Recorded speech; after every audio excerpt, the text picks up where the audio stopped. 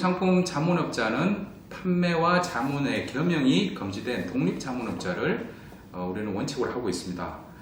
그런데 이제 예외는 있습니다. 이제 자본시장법상의 투자자문업자는 그 예외를 두고 있죠. 자본시장법상의 투자자문업자는 금융상품 자문업자로 분류를 합니다.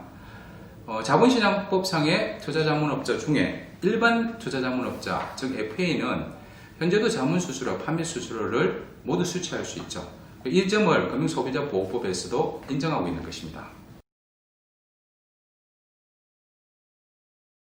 법률상 있는 내용을 이렇게 보면 이 내용만 가지고는 과연 FP들에게 새로운 기회가 될까라는 측면에서는 상당히 회의적입니다. 왜냐하면 자문업에서 이제 자문수수료만 수취하는 것을 인정하고 있기 때문이죠. 근데 이제 실제로는 저희 재무설계사들은 현재 관련 라이센스만 있으면 보험도 그렇고 펀드도 판매를 통해서 수수료 수취할 수 있습니다. 그리고 고객들에게 재무설계 서비스 제공하고 자문수수료 수취해도 불법이 아니죠. 그런데 금융소비자보호법상의 금융상품 자문업자로 등록하게 되면 자문수수료만 수취하라고 하는 겁니다. 그래서 상대적 불이익이 있는 제도를 과연 흔쾌히 따를 재무설계사들이 과연 얼마나 될까라는 점에서 제가 약간 회의적이다라고 이렇게 말씀을 드렸습니다. 실제로 이 제도보다 먼저 시행된 그 자본시장법상의 투자자문업자 제도 보면 일반 투자자문업자는 점점 이렇게 증가하는 추세입니다. 근데 자문수수료만 수취해야 하는 독립투자자문업자의 경우에는 시행된 지 2년이 지났지만 아직 등록 건수가 한 건도 없죠.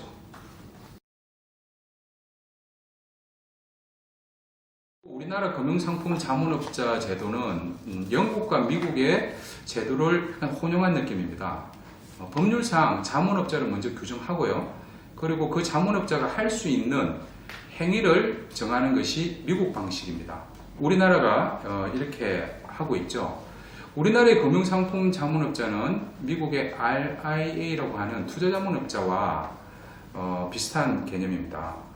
근데 미국의 RIA는 자문수수료를 수취하지만 판매업자로 겸업이 또 가능합니다. 그래서 자문수수료와 판매수수료 수취를 모두 할 수 있죠. 이런 점은 또 우리나라와 또 다른 점입니다. 영국 같은 경우에는 자문업자에 앞서 자문행위를 먼저 규정합니다. 그리고 이 자문행위를 제공하고 받는 수수료를 자문수수료로 하고요. 이 자문수수료를 수취하는 업자는 판매수수료를 동시에 수취할 수 없습니다. 또 이런 점을 보면 또 우리나라가 다른 점이 또 이런 점들이 있죠.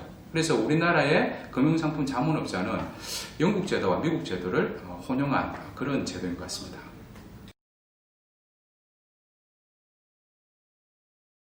우선 자문과 판매가 한시적으로 공존해야 되지 않을까라고 생각합니다.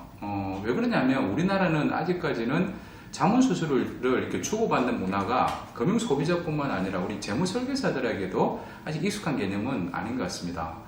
그러려면 자문수수료가 이렇게 주고받는 시장이 먼저 형성이 돼야 되겠죠. 시장이 형성되려면 이제 플레이어들이 필요하죠. 플레이어들이 이제 진출하려고 그러면 현실적인 부분이 해결이 돼야 될 텐데요. 우리나라 같은 경우에 아마 자문 시장에 진출하는 재무설계사들이 누가 진출할까 이렇게 보면 결국에는 현재 금융상품 판매 서비스에 종사하고 있는 재무설계사들이겠죠. 근데 그분들에게 이제 당장 판매를 금지시킨다고 한다면 현실적인 어려움들이 따를 수밖에 없을 겁니다. 그래서 판매와 자문이 저는 최소한이라도 한시적으로 공존할 수 있는 그런 제도가 돼야 된다고 보고요. 실제 영국 같은 경우도 1988년 자문이라는 개념이 도입되고 2012년 RDR이 시행되기 전까지는 자문수수료, 판매수수료를 자문업자들에게 모두 수취할 수 있도록 허락을 해서 자문업자가 활약을 하려면 플랫폼이 필요합니다. 금융상품 자문업자는 은행과 같은 금융상품 판매업자에 비해서 상대적으로 규모가 영세할 수밖에 없죠. 그런 영세한 금융상품 자문업자가 금융상품도 취급하면서 고객 관리도 하고 그리고 포트폴리오 관리까지 하는 그런 인프라를 개별적으로 시스템을 갖추는 것이 아마 쉽지는 않을 겁니다. 영국의 IFA 제도 정착에는 플랫폼이 굉장히 큰 역할을 했었습니다. 영국의 플랫폼은 초창기에는 IFA를 주 대상으로 해서 중개하는 서비스를 시작했는데요. 점차 자문 수요도 늘어나고 판매 채널도 확대되고, 그리고 IT가 발전함에 따라서 영국의 플랫폼은 자문과 판매를 종합적으로 지원하는 그런 시스템으로 성장, 발전했었습니다. 플랫폼이 마련되면 재무설계사들에게만 도움이 되는 것이 아니라 고객에게도 유리합니다. 왜냐하면 당연히 플랫폼이 만들어지면 금융상품 제조사들은 그 플랫폼에 상품을 올리려고 하겠죠. 당연히 경쟁이 이루어지게 될 겁니다. 그럼 경쟁에서 이기려면 수수료를 낮춰야 되겠죠. 그러면 상품 수수료가 낮아지게 되고 그 혜택은 또 고객들에게 돌아가게 되겠죠.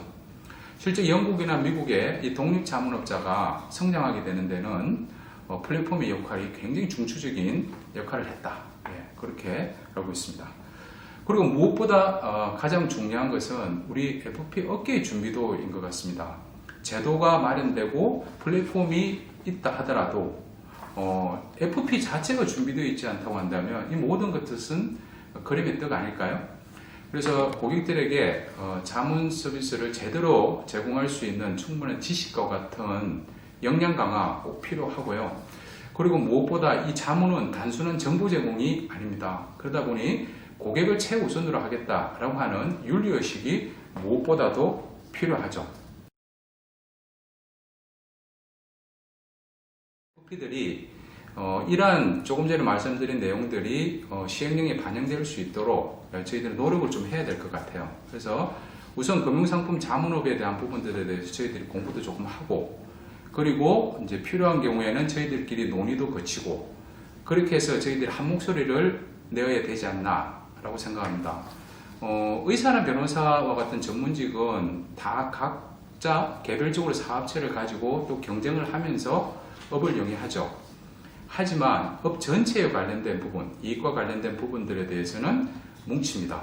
이런 점들은 우리 FP들이 좀 배워야 할 것 같아요. 그래서 우리가 한 목소리도 내고 뭉치고, 그러한 것들을 할 수 있는 계기가 이 금융상품 자문업의 이 도입을 통해서 또 가능해지지 않을까 감히 생각해 봅니다.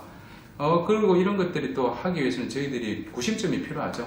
그래서 한국 FP 협회나 한국 FP SB와 같은 회원단체들이 또 그런 역할들을 해야 할 것입니다. 그리고 이 모든 것들이 다 갖춰진다고 한다면 금융상품 자문업은 FP업이 다시 한번 도약하는 그런 계기가 될 것이라고 생각합니다.